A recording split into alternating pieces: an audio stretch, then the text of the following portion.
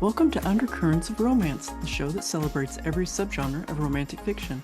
In each episode, I peel back the layers of your favorite love stories and chat with the talented authors who bring them to life. I'm your host, Tracey Devlyn. Now, let's dive in with today's guest. Hello, romantics. I'm here with USA Today best-selling author Nana Malone to talk about her new romantic comedy, Gold Coast Dilemma. Welcome to the show, Nana. Thank you so much for having me. You betcha. I'm so happy to have you here. This was such a fun read. I loved learning a lot about the Ghana culture, and we'll get into that a little bit later. But yeah, it was a great fun book to read, and you have publishing things in there, which was extra fun for me. It's an industry I'm very familiar with, so I figured, Yeah, let's why mix it up not? and put it in there. Yeah. Well, I got to tell you, after reading your book, I'm absolutely terrified of ever finding myself at a dinner party or, in a corner with a Ghanaian mama like Helen Addo. I have to say, she was a little terrifying, but in You're the not her best. daughter. This is true. This is true. This is true. Well, before, I shouldn't say before, but just to kind of get us started here, why don't you tell us a little bit about yourself? Sure. I'm Nana Malone, Nana from Ghana, and bonus, I am from Ghana. Obviously, I put so much of myself and my culture in this book, but I am a Wall Street Journal and USA Today bestselling author of over 150 books. Is that the right number? Wow, More than that, so it's I've lost. incredible. That's great. And I write sexy feel good romance. I've got a little bit of everything, mostly in the contempt world. So if you like sports, family saga, lots of billionaires, but I have a whole many books set in London because I did my master's there and I love the city so much. So I tend to go back to the city a lot in my settings. And that's about it. I have a million stories left to write. Yeah, Yeah. yeah. Well, that's wonderful. That's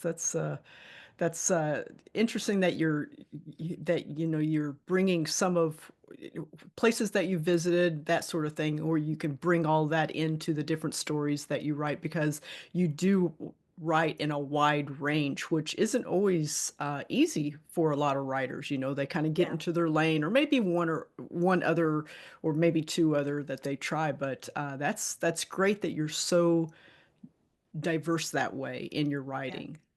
Yeah, it's obviously it's been a benefit for me. I mean, it depends, right? So sometimes it works, sometimes it doesn't.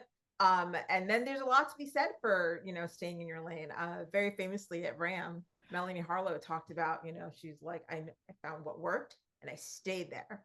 Hmm. And I mean, I think about it and sometimes I'm like, yeah, I could do that. And then I'm like, ah. And then of course I have like some new idea. I'm like, okay, no, but the setting is Yeah, and then it's yeah. going to be like this and like that. I mean, it's all within a range. I Hmm. tend to add suspense. It's funny going back to my rom-com roots because my very first rom-com, Game Set Match, which was published literally a million years ago. But the first incantation of that book had suspense in it, and the editor was like, "We love the book, but take out this line," and I was like, "Oh." Aw. But now it's like every book that I write, basically since 2016 on, there's a thread of suspense, and I'm like, that tends even in Yeah, my rom-coms, except for this one, I followed the rules on this one, and I'm really proud of it. But it yeah. I added suspense elements, with Helen and what would she do next. Yes, yes. I'm the same way with as you. I love adding suspense into my stories as well. It just adds that little bit of extra zing, that little Yes. yeah, yeah. It I just kind of ramps it up a bit. Yeah, So I can't honestly, I can't help it. It's yeah. the first thing I'm like, okay, so there's a car chase. I mean, even in a rom-com, I'm like, but why is there a car chase? Like, Yeah, focus. yeah, yeah. Why is there a car chase? Well, why don't you, if you don't mind, why don't you give us a quick rundown about Gold Coast Dilemma and maybe share, if you would, what sparked the idea for this story? Sure. So with Gold Coast, one of the funny things is growing up here, obviously the accent tells you I've grown up here most of my life. Yeah. I was born here and then we went back to Ghana and then came back when I was still young. But one of the interesting things was when I would see, as I age myself, when I would Mhm. see Africans portrayed in media in the 80s, you know, be watching TV, and it was like at the time you'd see like Live Aid and all those kinds of things. You saw Africans struggling either at home, wherever they were from, like really in extreme poverty, or struggling in the States. Um, Mhm. and I would look around and I was like, that doesn't make any sense though. And it was like an incongruous, like I was like, but I don't understand, because that Yeah. struggle on either end. I mean, obviously I was a child, so you know, you don't see those things, but still, that wasn't my family experience. You know, like when I was a kid, my dad was like drilling into me, you will go to Dartmouth, you will go to Dartmouth. That was his alma mater. He's like, you're going to Dartmouth. You know, we Yeah. would take that, Yeah. like, you know, I grew up in Massachusetts, we would take that like very idyllic drive up to New Hampshire. And I was like, no, I'm going to Dartmouth. They waitlisted me. I did not go to Dartmouth, but I went to Carnegie Mellon. So Carnegie Mellon doesn't raise no slouches. And he's still mad about it.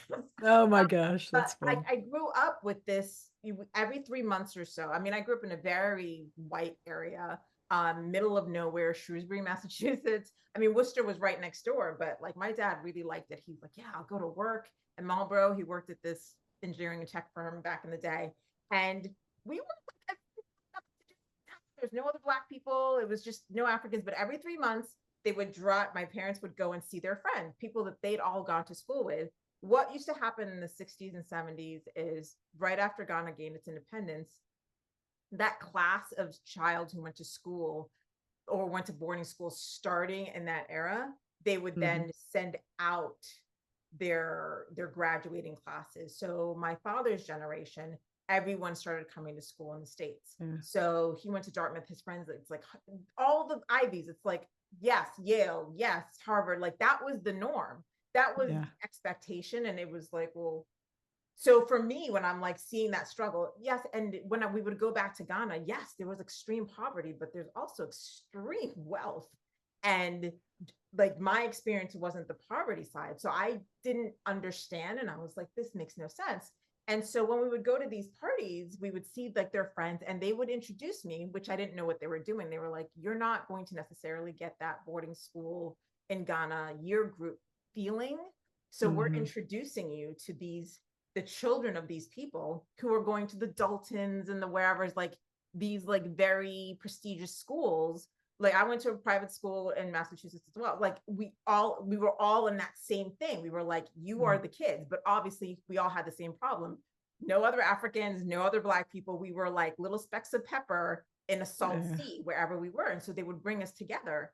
And, you know, every 3 months or so, it's like, oh, what's happening? And these big parties. And I was like, this is the norm. Everybody worked at the UN, everybody worked at the World Bank. I thought those were the only two jobs that Ghanaians could get.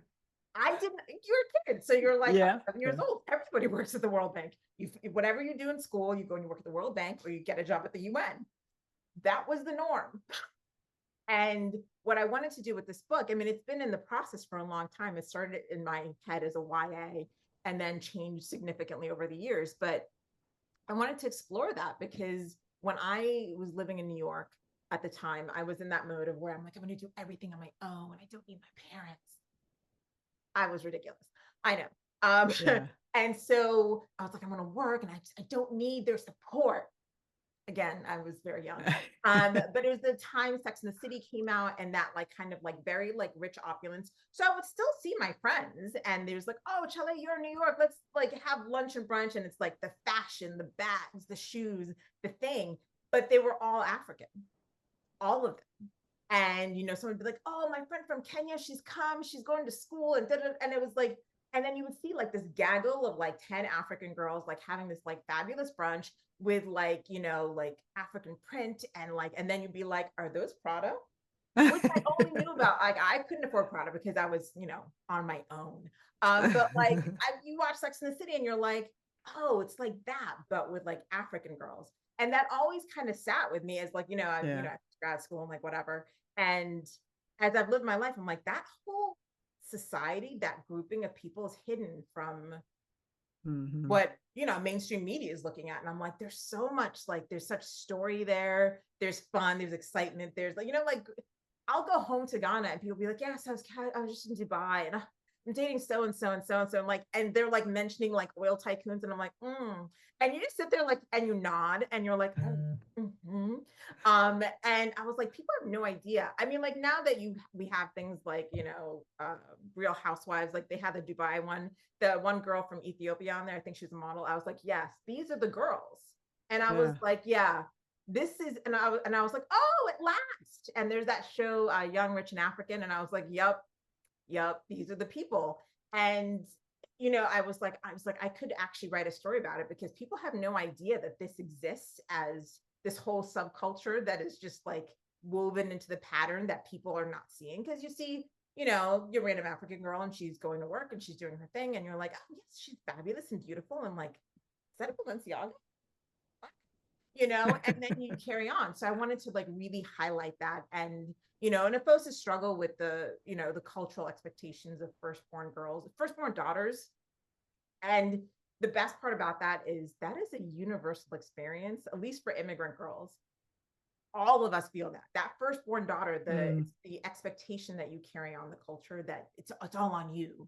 mm, And, but even that relationship with mothers and daughters is a universal theme, whether your mother is as cantankerous as Helen Addo or not. um there is that, like, mothers and daughters always have a thing, whether you're the best of friends or yeah. your mortal enemies. There's that, like, there's always that friction, as your mother thinks she knows best. So that's what I wanted to write about, and hopefully I captured all of that in gold. Yeah, absolutely you did. It was so eye-opening in many, many ways. And I don't know if I have read a story where I felt the kind of pressure that Ofosue was feeling through this book. And I just, my heart at times just really, no disrespect to Helen. I was making a joke earlier about it and everything, but I just yeah, it was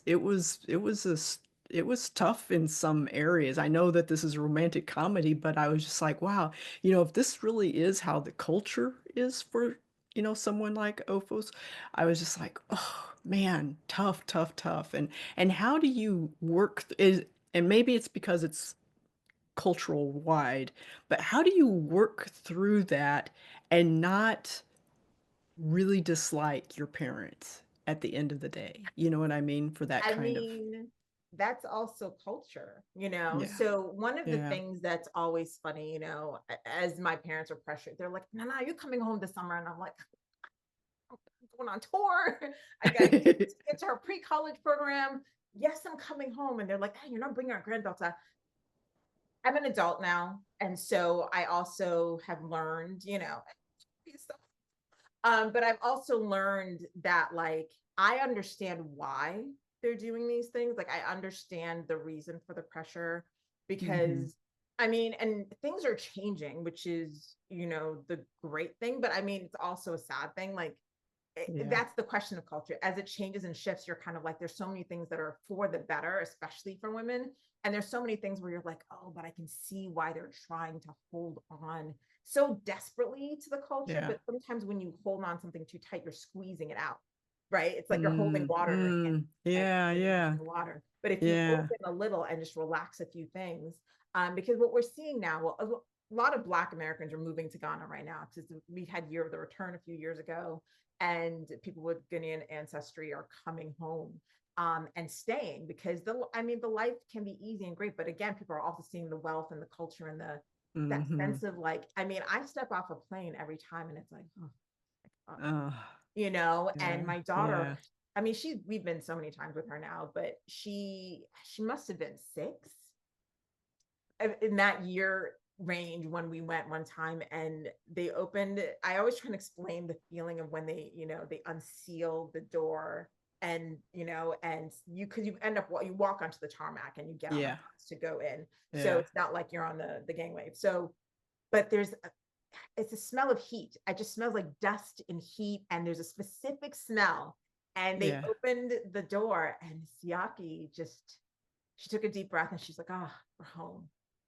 Oh, And that did your feeling, heart just melt out of your right? chest? And so I knew that culturally, I'd at least been doing the right thing that way. Mm-hmm. Is Yeah. making sure, even if, she doesn't, my husband's Black American, so he doesn't speak my language.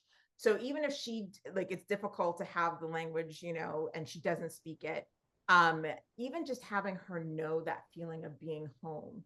And, she Mm-hmm. comes home, she eats Ghanaian food, and like I cook Ghanaian food and stuff. So like knowing that I've done some bits of the culture, like it's that feeling of like, oh, at least I've like carried this part on, Yeah. and it's Yeah. it's Yeah. about what you can, especially because what happened is so many people went abroad to school and so many people stayed and they had their children, my generation, here. And then they're looking at us like, but aren't you coming home to stay? And you're like, but you raised me. I have a whole life. Yeah.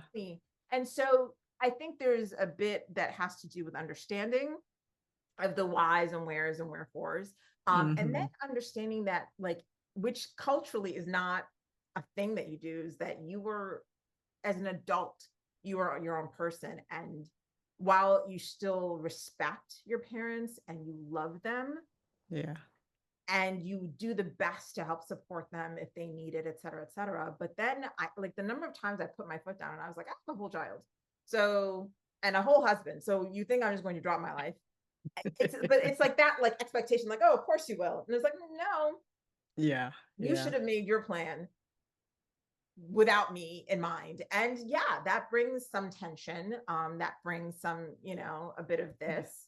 But culturally, it's like you still show respect and you still show love, but I've learned to show my individuality. I did not become an engineer like my father really wanted. I did work in tech for over a decade, but, and so he's like, close enough. I did not become a lawyer like my mother wanted. And when I left tech, but like, what I think I didn't see at the time was my parents were also doing their best while, like, while trying to do the cultural things. They were trying to give me different experiences. My Mm-hmm. dad on the school front was like hardcore. No, where are my 2 points? I would come home with a 98 and he was like, where are my 2 points? And I'm just like, and my Oh. mother, would be like, a B's okay. And then I would be like, a B? Talking about. But I learned excellence, I learned culture, I learned respect for culture, Mm-hmm. loving. But I also, their choice to raise me here opened me up to a different kind of experience. My cousins and I joke, we would leave the house, outside the house, we were American, and we thought we were going to do American things. Like, I came home and asked for a sleepover once, and my dad looked at me, he was like, you have a bed here, why are you trying to sleep at somebody's house? And I was just like, oh. And then I walked in the doors and I was Ghanaian. We spoke Ga at home. We ate Ghanaian food, except for the one day a week because my dad really liked pizza. So you learn to look at the good with the bad and then make Mm-hmm. your own decisions about what you're changing. Um, you know, and then at some point you have to, like, sit them down and be like, I'm not you. You've Yeah. done your best. I've learned what I'm going to learn. I'm an adult. I'm going to make this choice, which is a hard thing to do because some people never learn how to do that. And it's a very Western thing. But even Mm. the people who have been stayed in Ghana, um, they're doing it a lot less, but like, you're still seeing it. Like, now women are like, especially when it comes to like making, decisions to divorce and things like that, like, Mm-hmm. culturally, whereas, like, I mean, there's still a lot of like, oh, but so he cheated small, what's your problem? But now Yeah. more women are being like, no, actually, Yeah. I Not don't have to acceptable. do that. Yeah. So you're seeing that change, those, like, instead of like, the goal is still, oh, you must get married, have a child. But like, it's so funny because they're like, up until you turn, like, you finish college, everyone's like, school, do not look at boys. And the moment you leave school, they're like, so no grandchildren. Yeah. I know. Such a disappointment. Where was I supposed to meet this boy? Yeah. Yeah. So I mean, you learn. I mean, when you grow up, you learn, and you decide. You make the choice about the things that you keep and the things that you leave behind. And Yeah. we're seeing so many of my generation moving home, Mhm. like, Yeah. because they're like, they see how things are going wherever they may be, and they're like, I could have an easier, better life. But also what's really great is people, a lot of digital nomads are going home and like choosing to like steep themselves in the culture. But like I think that they're doing it in the best way because they're like at home for 6 months, out for 6 months, which I think honestly, Yeah. that's the best way. Yeah. That Because would be lovely. even being in Ghana, you're gonna be like, Need to get because away somebody's for a gonna little look at while. like the number of 10 people look at me and they're like, oh, so only one grandchild. Oh, you're still young. I'm like, who is young? Please, no. Who's still young? I beg. And they're like, oh, so just give us one more. Who is us? Can you chase a child? That is so funny. I love Because it. who's I love offering to chase a toddler around? No one. it. Well, and it's great that you had parents that were open to that conversation, that difficult conversation that you were talking about. It's great that you had two parents that were able to listen. I don't know that my parents necessarily listened. Oh, So okay. so far Okay. as they I didn't really give them any option. There's still sometimes it's still my mother's like, but that's not how, and you can't. I'm very direct and I'm very truthful. And so, like, I call out the hypocrisy, and my mouth will get the better of me sometimes. And I was like, well, you made the choice to raise me here. But even if I was raised in Ghana primarily, I think that I still would have been, as I say, Helen, everyone's like, oh, is Helen your mom? And I'm a little bit of my mom, but mostly my grandmother. And I think that even had I been raised in Ghana, I would have had her personality and I still would have been irreverent and mouthy and calling out BS when I see it. So I'm like, I think this is just my personality. Just me. And she, sometimes we fight about it. She's like, oh, no, why can't I still remember, I'd been home and, before grad school, and she was, introducing me around to different people. And she's like, oh, this doctor. And I'm like, And every time something would happen, because somebody would say something stupid. And then I would have to be like, you're dumb. Here's why. Um, sometimes I can't help it. And she would be like, why can't you just be meek, small? And I was like, and my uncle Kelly, I'll never forget this. He sat there and he looked at her and he was like, she was never meant to be meek. uh, That was, yeah, yeah, look at her. She was never meant to be meek. She was never meant to be. That's not who she is. yeah, And I'll never forget that, because that really even helped me see that me trying to fit into like a box of, yeah, oh, maybe I should just be quieter, or maybe I should do this. It was never really meant to be me, and just embrace it and be exactly who I am. And so like those moments like helped a little bit, but I will say they're both very proud of my writing career, Good, good. which is funny because we have several artists in the family now. My cousin's an actress. I write. Our other cousins, like, she's also an artist, but like is like doing digital art. And then like, like that's not the norm for the careers, that they like jump into. Yeah. And so like they are supported. My mother tells everyone, she's like, oh, my daughter, Nana Malone. Yeah, yeah. And she's like pimping my books. And I'm like, Mom, you're pimping them to your friends. And I don't know if they're ready. And my dad tells his business associates, oh, my daughter, she's a writer. Join her newsletter. And I was like, please don't. Yeah. Please don't do that, Dad. Yeah, yeah, yeah. They're gonna see something they're not ready for. But I mean, hey, if they like romance, Have they read your books? Do you know if they've read your books? Mom she's read a Yeah. couple. She did read Gold Coast, and she's like, I can see us in this. I was like, hey, any resemblance to people? Yeah. Read the disclaimer at the beginning Yeah, of the book. coincidental. So when she goes, is this how you see me? And I was like, who said she was you? And she goes, but because I used her English first name, and for Helen, like the colonial holdovers of giving everyone an English name. It's Yeah, like yeah. when I was born, my dad was like, I refuse. But so her English name is Helen, and so I named her Helen Addo as like my homage to my mom. But she was like, but Yeah. I'm not like this, and I was like, who said it was you? So she did. She read it, and she was like, oh, but Nana, she goes, this anxiety thing, it's terrible, huh? And I was like, yeah. it's the real thing. It's, Yeah, yeah. and Oh I my was like, gosh. that's what it can feel like. And so we got to have some good conversations around it, but she was like, Nana, the sex, did you have to write? And I was like, oh my God, we're not having this conversation. But she's read a couple of others too. And she was like, this one. And I was like, ah. So, and she's like, I have That's just some hysterical. pages, dear, And I was like, yes, thank you. Thank you for the both of us. But dad has not. Yeah, It's for the yeah. best, honestly. It's probably, yeah, yeah, yeah. But less awkward for sure. Yeah. Well, one of the things I like to dive into on this show is finding the story's undercurrent with the author.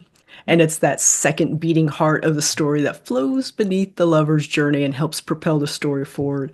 What do you think is the undercurrent that's flowing beneath Ophos and Cole's story? I mean, the undercurrent really is her growth, and that's mimicked in her relationship with her mother. When at the beginning of the book, when her life falls apart, she does everyone's worst nightmare. She has to move home. She just really can't function Yeah. outside of the basic: go to work, go home, eat, barely take care of herself, but she's not thriving.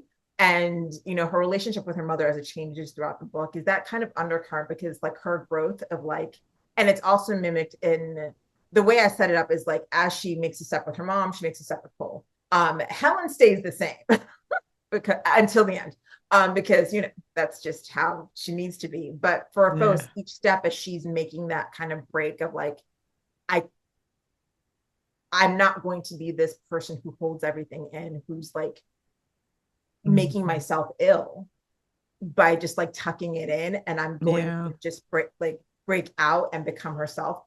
I mimicked each of those chapters between like when it was like a mom chapter and a Cole chapter. It's that same dynamic of like what Yeah. she's all the things that are making her ill and like pricking her anxiety. So that's the undercurrent, is like using that to show the development with her and Cole, but also it's the same development with her and her mother, and like although for different reasons and different motivations, obviously.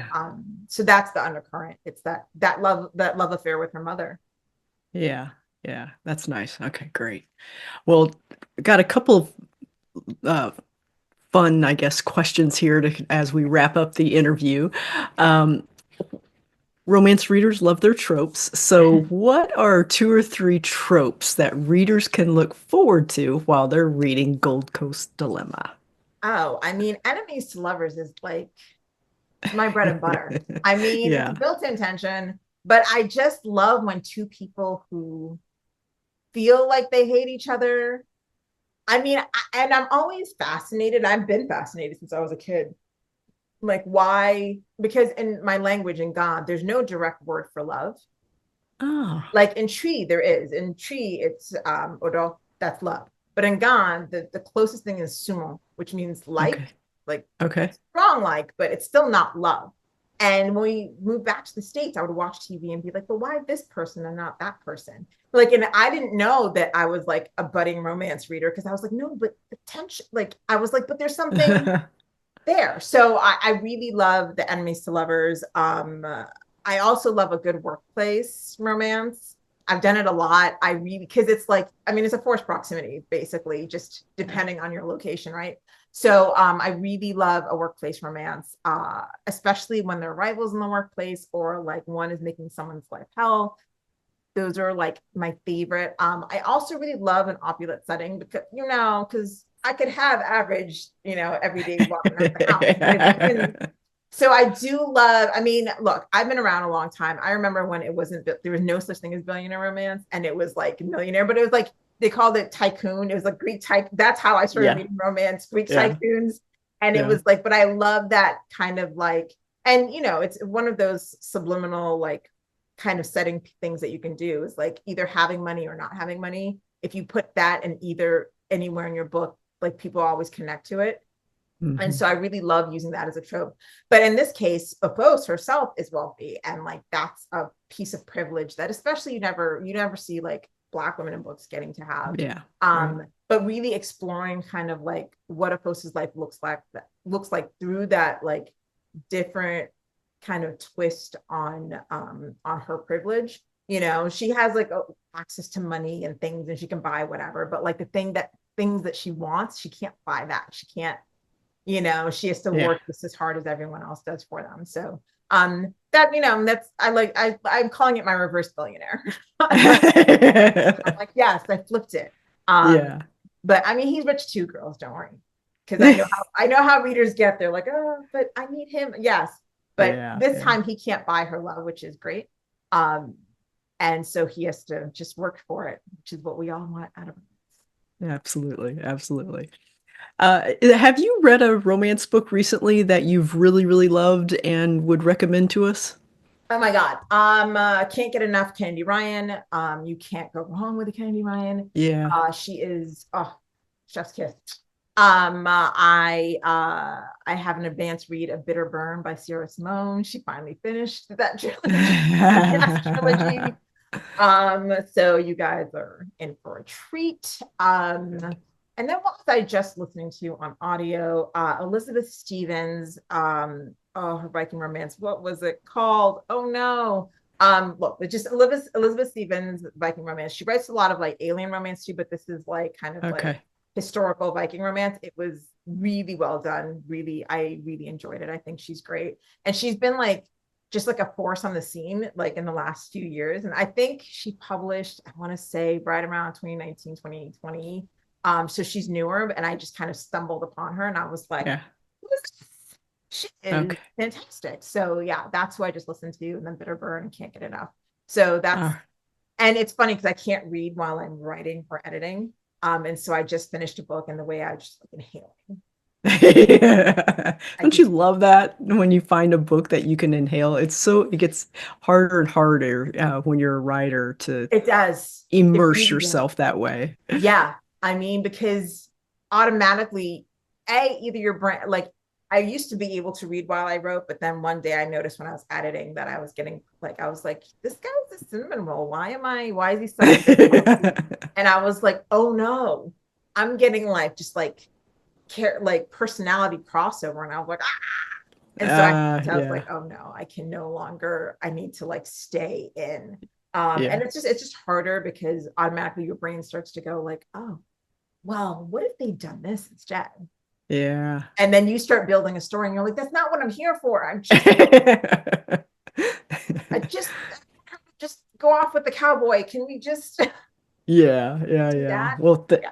Well, thank you for those recommendations. I like to add those to the show notes, just to Yes. No, those are, yeah, just have more for readers to find and love. So, yes, yeah. those are on my author favorites list. Like they're like an automatic all the time, Great. automatic reads. Yeah. All right. Well, before we go, can you give us a hint about what's coming up next in exciting projects? There are things I can't talk about yet, but Okay. on my indie side, I just started a new trilogy series, Kings and Rivals, which is a spinoff of my Kings of the Boardroom series. So, billionaire romance, forced proximity, enemies to lovers, just that really kind of like crackly, like brothers, Yeah. best friends, little sister trope. So that trilogy is just started. It is going in flight. So I have 2 more books to deliver on that. And I'm also working on a romantasy that Nice. I've been thinking about this book idea for years. And so once I get back from tour, I have a little bit of time. And so I'm just gonna like, dig in and see if I can write a few chapters and have Oh, that'll be fun. I could yeah. totally see you writing a romantasy. Yeah, Yeah, that would be yeah. great. And she's Yeah. like, and she's also Ghanaian, and it takes place in like a English prep school, and I'm like, yes. So that's very much in my wheelhouse. So I'm very excited about that. Great, great. Well, folks, when this episode airs, Gold Coast Dilemma will be out, so be sure to order your copy today. You can check out Nana's website at nanamalone.com. Nana, what social media outlets are you most active on? I'm most active. Well, let's see. All of them? Because nowadays it's like, oh, but I'm Oh, most yes. active on Instagram, so at Nana Malone Writer, and then I am second most active on TikTok. So Nana Malone Writer. No, actually, Okay. Nana Malone One on TikTok as well. Okay. So those are the two. I've abandoned Facebook. I just had to. Yeah, yeah. It can Oh, get tough sometimes, can't it? Yeah. yes. All right. Well, thank you so much for joining me. It was a real pleasure talking to you about Gold Coast Dilemma and getting to know you better. And I'm very excited for the release of this book and wish you all the many, many sales for sure. Thank you. Thank you so much for having me. This was really fun. And I too am thrilled about Gold Coast for everyone to have it in their hands and finally reading it because I've been working on this one for, it feels like mentally for a very long time. So to Yeah, have readers yeah. just have access to it and reading it makes me very, Wonderful. very happy. Great.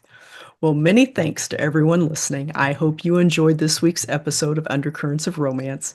You can find more information about the show at traceydevlyn.com/podcast. Undercurrents of Romance is a proud member of the Authors on the Air Global Radio Network. I'll be back soon with another great romantic read. In the meantime, enjoy the adventure, everyone.